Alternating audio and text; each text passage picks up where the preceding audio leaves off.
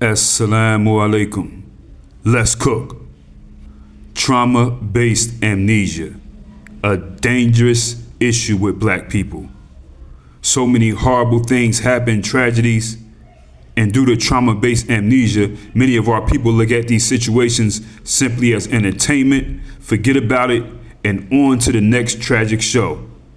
Click like, prayers up, all that other stuff, you know what I mean? But we have to do something about that trauma-based amnesia, and that's why I really want content creators to constantly put information out to keep it in people's heads. Now, a young black teenager by the name of Xavier Jamal Alesko in the state of Texas, shot and killed by 3 alleged white supremacist Nazis, where one of these guys he thought was his friend. These boys that killed Xavier Jamal Alesko were all brothers.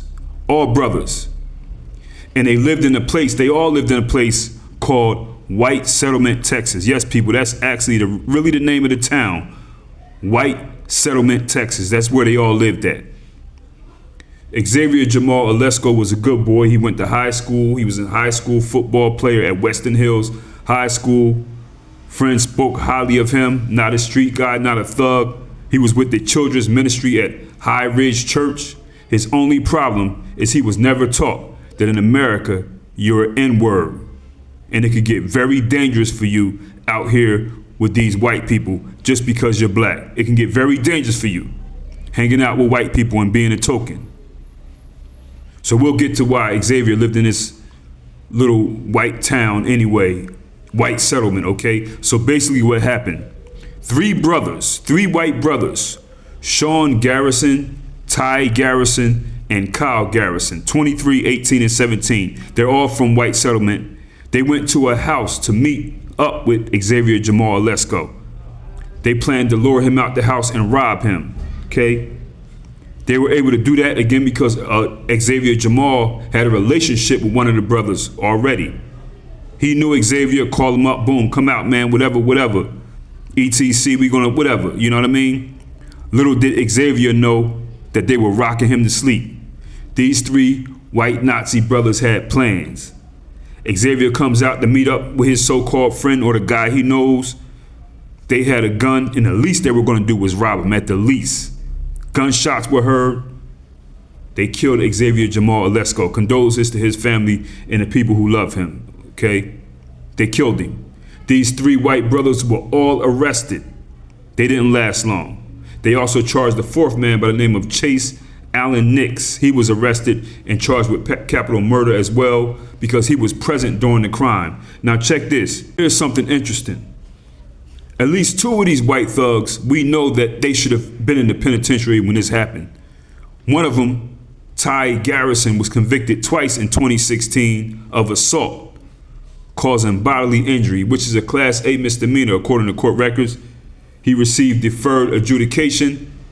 It wouldn't have gone in his record, but the sentence was reinstated after the 2nd assault charge, and he received 10 days in jail. So he's running around getting assaults, 10 days in jail, nothing.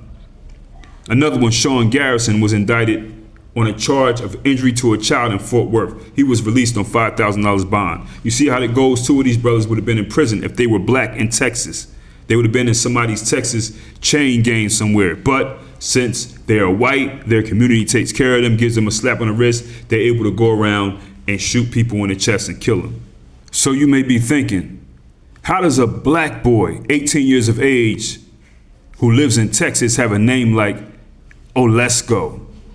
Well, he was adopted by white people, which also explains why he lives in a place called White Settlement, Texas.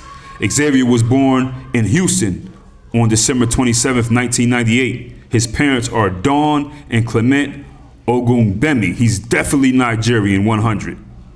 He became a member of the Alesko family in July of 2015, so he took the Alesko last name. So he took this white family's name late in the game. He was like 15 or 16. I have no idea why so late in the game. He was almost about to go out in the world soon. I don't know the story. Maybe he thought it was going to give him an advantage, you know? But I guarantee you, his family was so proud when he was going to be adopted by these white people. Nobody protected Xavier. The messed up part about these stories with people like Xavier and others, they're so young they never even had the opportunity, based on the way their life is set up, to learn about the dangers of white supremacy, white gangs and groups hanging out with white people being tokens. In their minds, the only thing that's dangerous is the hood. And yes, the hood is dangerous. But when they go around white people, they get this idea in their head. I'm sure he had it. You know what I'm saying? I'm sure he had it. Then white people, then black people in the hood are the ones that dangerous. Oh yeah, it's dangerous in the hood. But you have no clue about the dangers of white people. And guess what? There will be no vigilante justice. You try to tell these people the truth, cognitive dissonance. They don't want to hear it. And I'm talking about people in general, not saying this directly to Xavier because he should have been taught by, of course, some adults, but some white adopted parents not going to teach you anything about being black. So that's what I'm saying. He didn't even have the opportunity to grow up a little bit, you know, get slapped around a little bit by white people, go through some experiences, and at least have the opportunity to learn, you know what I mean, in his full brain. These biracial youths and these black youths, a lot of them coming from Africa, who are getting adopted by white people, are getting tore up.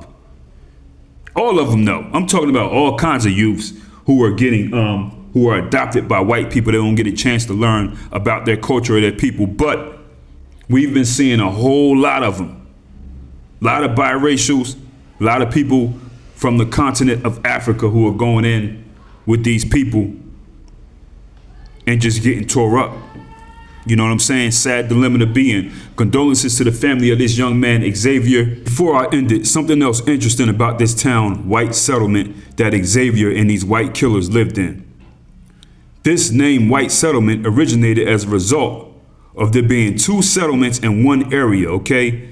Out in this area near Fort Worth, Texas. So one area was occupied predominantly by Native Americans. Okay, and the other was occupied by the white settlers. So that's where the name white settlement came in, is a way to distinguish itself from the Native American settlement. Okay, so they incorporated this city in the year 1941. So check this out. On October 14th of 2005, city leaders in this town of white settlement announced a plan to have local voters decide on a possible name change for the town from white settlement to West settlement. So they had a vote. They had a little election. We need to change this name. Ain't looking right. Let's call it West settlement. So in this November election that they had, the name change was overwhelmingly rejected by a vote of 2,388 to 219. So these white folks said, no, we want this white settlement name here. 2,388 to 219. And you know what? I say let them have it. At least that'll keep black people out of there. At least, you know what I'm saying? I think that's better. That falls into the category of black people need white people to be mean to us. Wouldn't you rather have this name, white settlement, if you got a whole bunch of vile, evil, knuckle-dragging, racist beasts living there, as opposed to another name, and you go in there, you know, thinking it's normal? Nah, keep that name, white settlement. Put Confederate flags up, all that. Anyway, people, easy.